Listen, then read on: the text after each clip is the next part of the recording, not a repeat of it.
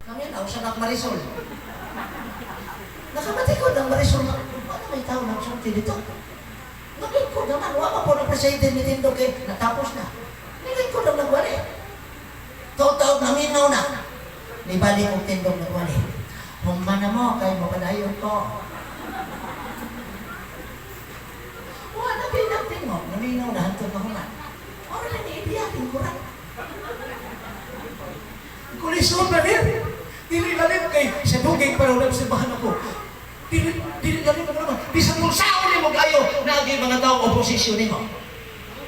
Si Manintipan, kung nakailan mo, well-known nga debatidor, nagwalis bansalan, akong gihatag ang panahon, kay Esther Toluca, Sabado, gibawali ko gilid service. Niabot si Manintipan, gihatag na akong panahon. Si Manintipan, wali, di na, basta-basta, kailan mo na, wali. Human, pagkahuman, gawas, namano, dito sa tapat.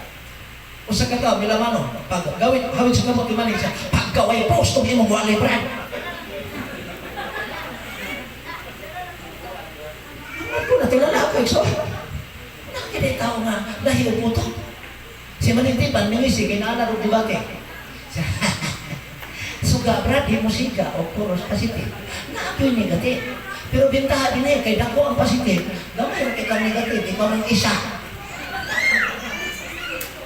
Lakawan ka mo rin so. Siyempre, pagtuon pa kayo para ma-improve ka. Muna may isang dili lalim. Napagpa ako mapinpin. Kiuturuhan din sa Adin Norte. Ang mga exorbitant excited ka naman. Brother Rich, apa? Oo, unya, sige nagtanaw sa mga CD. Pero excited nila kay Pilusin. Unya, si Rex, apa mo speaker. Exon, ang akong isulog, ang baron ni Pastor Gurban na regalo sa kuha while nagwali ni 2017 dito sa Cagayan. Ang putong sa hitabua, na anak ko niyo, human og leksyon, ni Saka ang pastor, pag Saka, emergency nga pahibalo.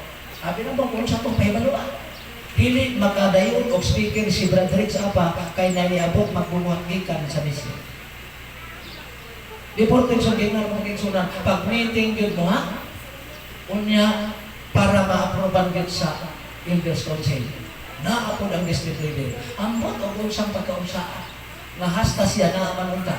Pumanang gimitingan. Gikalit nagbuba ang plastada mga igsoon. Ako, mura kong gibubuag hinugas. Ang mga igsoon sa liyo, narunggan ako. O sige, tas may lapa. Magbubuot na siya, wak. Daghan ang nagbagulbol. Sabi niyo, pagkahuman si Ben Service, ngayon ang usas may igsoon na, kung ako to, ay manay kinumo pa. Na mabuklan muli, makasal. Ako ganyan kung ikaw lagi brother. Sabi niyo, ang uban, nagtuog yung gamuwidro na pagkahuman ako. Wag yun na istorya, kung sa hinungdan, o kita sabot kong tako, ngayon, ani, nana, kinainig na yun. Kumana to, nagbulang ni hanggang karon, wag yung isulti na kong ngano. Yan ako, mga igsoon, akong gidawat ang maong problema. Ano man, nakasabot ko, kasi pastor classmate na ko, nakasabot ko, mga elder classmate na ko.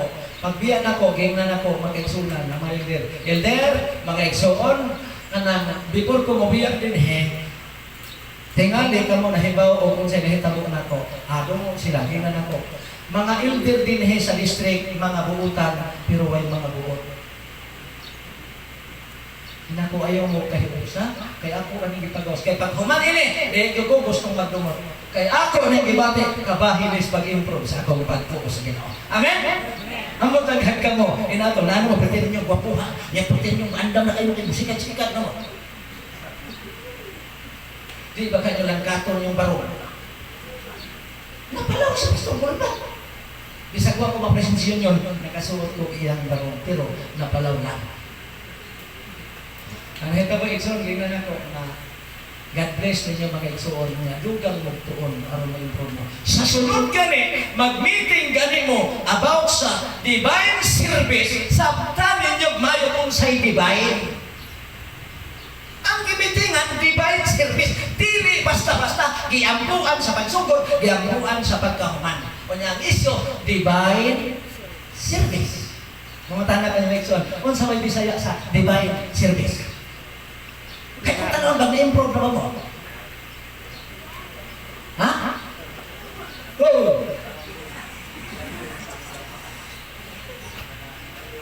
Balaan ang serbisyo. Diba? Una nga nung nain ato. Nakahibalo ko! Nga naman! Kaya gusto ko na ito ibaw ninyo.